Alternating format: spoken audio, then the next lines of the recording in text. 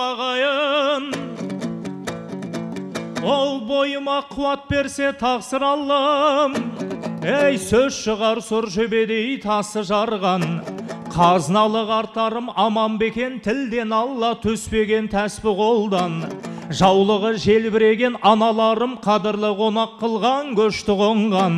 Жылына бірақ мәрте төркіндеген, жеңгелер кербесенбей есті болған.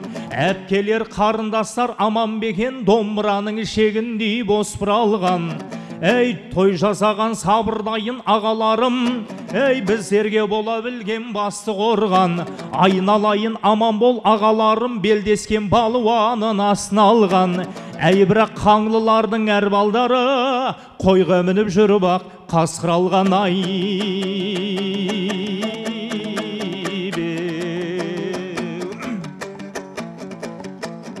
оу, айтайын келген сөзі тілі ұшына, қансын деп көп күліктің құрышы да. Ағайын аманбысын Алладан сон жүретін ақынының дұрысына. Ей, елбек бүгін қоштасуда бойдақтықпен жүгінсем әңгіменің дұрысына. Кереметтей бір елдер құда бопты, құдайдың мыңда шүкір бұнысында. Оу, Ағабек атам менен Рәфия анамнан бақты жан жоқ шығар, айып қой айтпай кету бұнысында.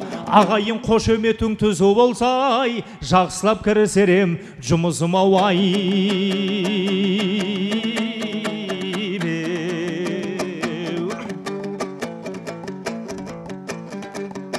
О, тірлікті ары тойлай, бері дойлай, жатырмыз келгенен ақ салып айқай.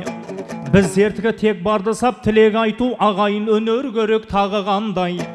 Ақтарам барымды да, нарымды да, сақтаған үйімдегі сарымайдай. Жас тілегі қабыл болады дейді қазақ, Құдай қаласа келдеріңіз қол бастайтын ол тусын шей, 300-ің басын қосқан Абылайдай. Ай,